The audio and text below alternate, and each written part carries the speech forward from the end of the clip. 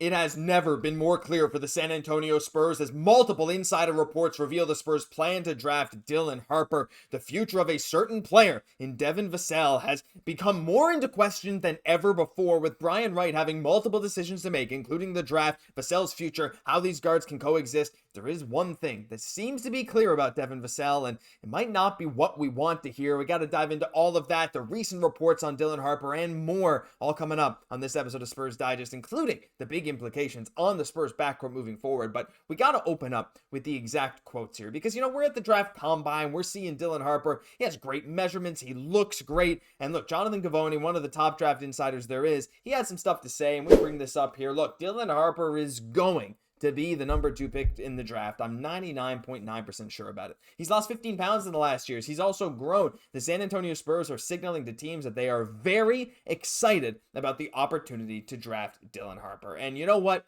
I am okay with this. Now, we do hear a lot about trades, and this is just Givony, and, things could change. You never know. Again, big trade offers. We got some big names out there, and I know how you guys feel about that. I know how I feel about that, but I digress. To go back to the quote, when you're watching Dylan Harper play, it's not just playing college, it's watching him at the draft combine. There's something special about him. I see some people saying Ace Bailey has the higher ceiling than Dylan Harper. I'm gonna be honest, I don't know if he does. I think Dylan Harper definitely has the higher floor, and you could even argue he has the higher ceiling. Unbelievable skill from Dylan Harper, but this is not just a video to talk about Dylan Harper and what's going on with him. Things are just being made clear here now. So we hear that officially, again, from Jonathan Givony, they are not pursuing trades, the Spurs, from what we're hearing. They think that they can play Dylan Harper together with, he said, Stephon Castle and De'Aaron Fox in the same backcourt. And that is something that you would naturally assume if you're going to draft Dylan Harper. Again, if you guys watch this show a lot, you'll know I am a huge advocate for best player available. I don't care about the other stuff. Let it fill in. And you know what? Dylan Harper, he fits that mold here. As we got this tweet here that I wanted to show you. I'll get back to that other thing in a second. But look, this notion that Dylan Harper wouldn't work, credit to MCF Draft on X, Dylan Harper wouldn't work alongside Fox Castle in an off-ball role couldn't be further from the truth. 86th percentile in spot-up scoring, 43.2% for a guy that only shot 33% from 3 in college. That's pretty good. Plus 91st percentile as a cutter with 1.5 points per possession at Rutgers. Take the talent, figure out the fit later. That's what I've always been saying. Harper works in an off-ball role. But I don't necessarily think the question was, can Dylan Harper work in an off-ball role with Castle and Fox? I think that has kind of been like, okay, I think he can. I think the question has been more about long-term fit. Will they start to steal each other's minutes? Because, if we look at the Spurs depth chart here, this past season, you got Chris Paul, Blake Wesley. There's some question marks here. There's a lot of guard depth there. Of course, Paul Castle. We got Fox, who's not even listed here because of the injury. But really, we should look at the payroll for 2025-26, right? In terms of guards, we have Fox, we have Vassell. You go down the list, you got Stephon Castle, you got Malachi Branham, you got Blake Wesley, you got Julian Champagnie, who can really play any wing position. I don't see any world where Dylan Harper isn't getting a lot of run. Unless you bring Chris Paul back, immediately Dylan Harper is right there. He's ready to get big minutes. But again, there's a couple guys ahead of him. And, you could play Dylan Harper as your kind of 7th man and Vassell be the 6th man. But the big question that arises when I look at this, it's not can Dylan Harper coexist. It's how do you manage all the minutes? And Devin Vassell is the guy that I go to.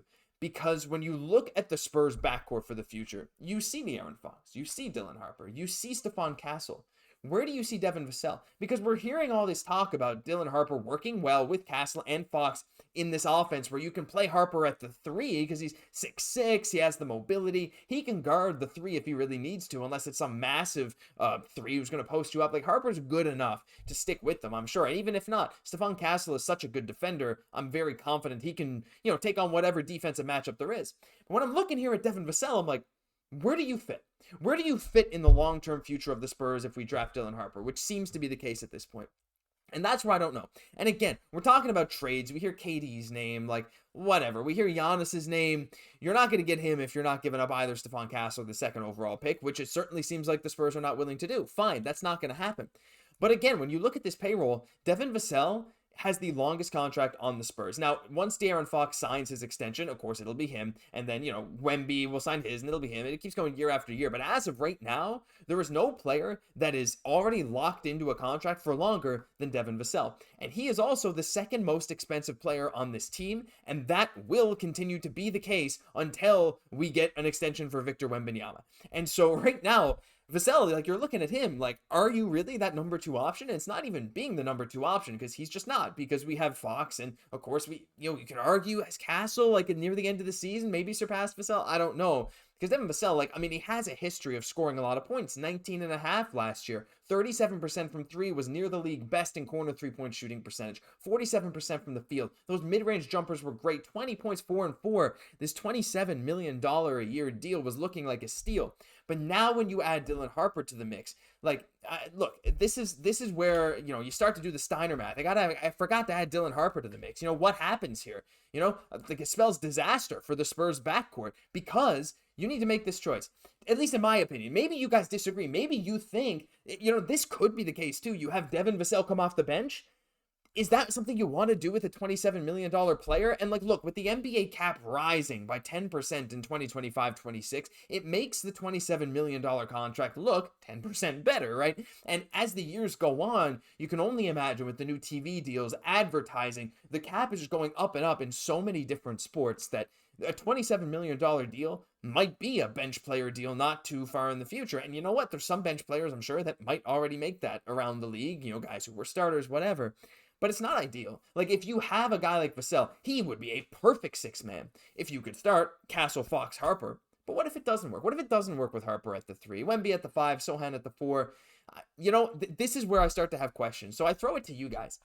One thing that has never been more clear to me now is that Vassell's future is in question. It's never been more clear that his future is unclear.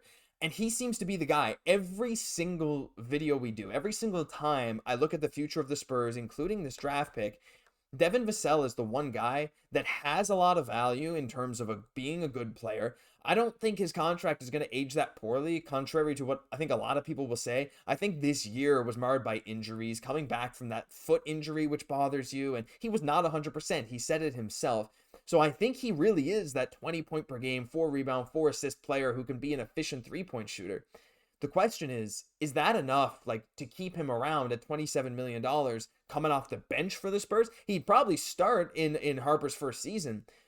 But when you look at the long-term plan, he's the guy that just makes the most sense in terms of if the Spurs ever do make a big trade, which I would have to imagine something is coming at some point. Building from within is great, but we've also shown the willingness to go out and trade for guys that we want. We also have a lot of draft capital still with like that Dallas pick swap, a couple of Hawks picks.